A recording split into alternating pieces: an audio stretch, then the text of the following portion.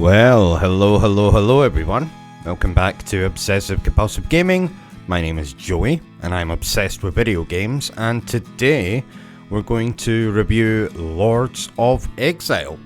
So, if you don't mind, chaps and chapettes, don't forget to subscribe to the channel and like this video, and all that fun stuff. So, this review isn't scripted, so you'll have to forgive me if I ramble a little bit, but I'm gonna try and be as brief as I can be. So, Lords of Exile, released on Valentine's Day. Ooh la la. And this is one of those so popular retro looking games where basically games developers are trying to recapture the magic of the late 1980s and early 1990s with varying degrees of success.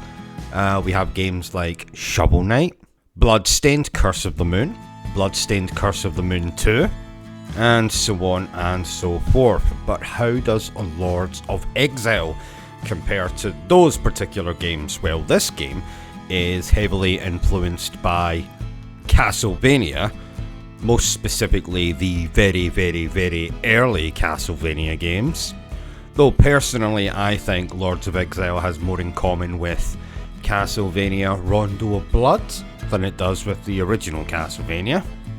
In fact, there's a couple of sequences in this game that are pretty much beat for beat lifted from Rondo of Blood, including a sequence where our character is on a coach.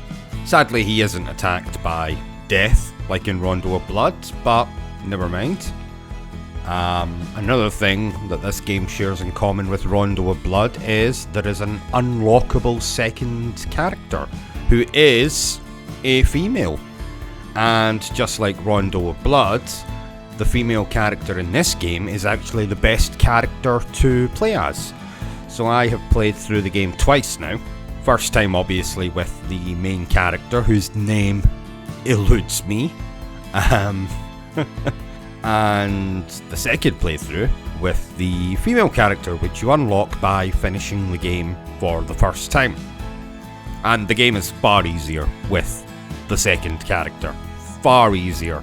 So much so that I probably got through the game in half the time on the second playthrough than the first. So ordinarily this is the point where I would tell you about the story, where I would go into details about the gameplay, but to be honest there's not really a lot to say about the story.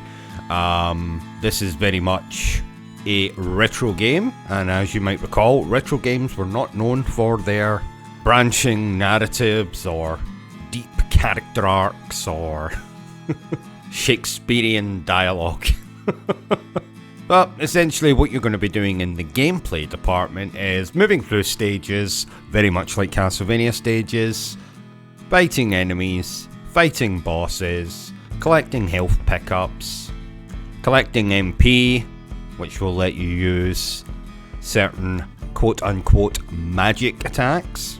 Essentially, if you've played Castlevania, you know exactly what to expect here. When I say Castlevania, I mean early Castlevania, not when it became a Metroidvania, you know, like Symphony of the Night or anything like that. Thankfully, this isn't a Metroidvania, because frankly, I've played so many Metroidvanias in the last couple of months that I am actually sick to death of them.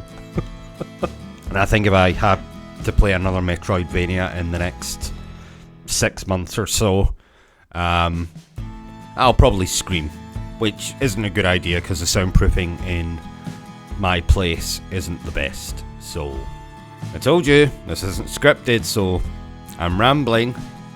What else can I tell you about the game? If you like that retro aesthetic, you know, 8-bit graphics like the original Nintendo, that kind of thing, then you're gonna love this. If you enjoy good soundtracks to video games, you are going to absolutely adore this, because the soundtrack for this is magnificent, to say the least. Really good soundtrack. And for me, the games with the best soundtracks are the games where you hum along with the level theme or whatever as you're going through the level. It's that catchy. And I think I can't think of a single level in this game that didn't have a good music track to go along with it. Oh, and another thing, and thankfully, unlike a lot of the early Nintendo games, this game isn't uber difficult, though it does become quite tricky, particularly in the last 2 levels. And I think I spent over an hour on the final boss in my first playthrough. Second playthrough, not quite as long as that, but still died a couple of times. Oh, and the bosses in this game are fantastic. You see a few of them in the trailer for the game. So, and I always recommend watch the trailer for the game before purchasing the game, because that's the only way you're going to know if it's going to be your cup of tea or not. Of course, I show mostly trailer footage in my reviews.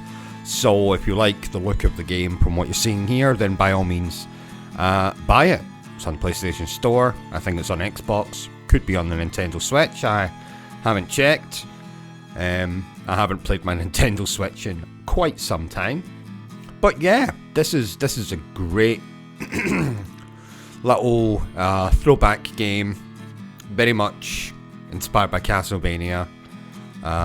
Particularly Rondo of Blood, like I said. So if you like Rondo of Blood, you like Castlevania, you like the early Nintendo games, by all means, give this a go.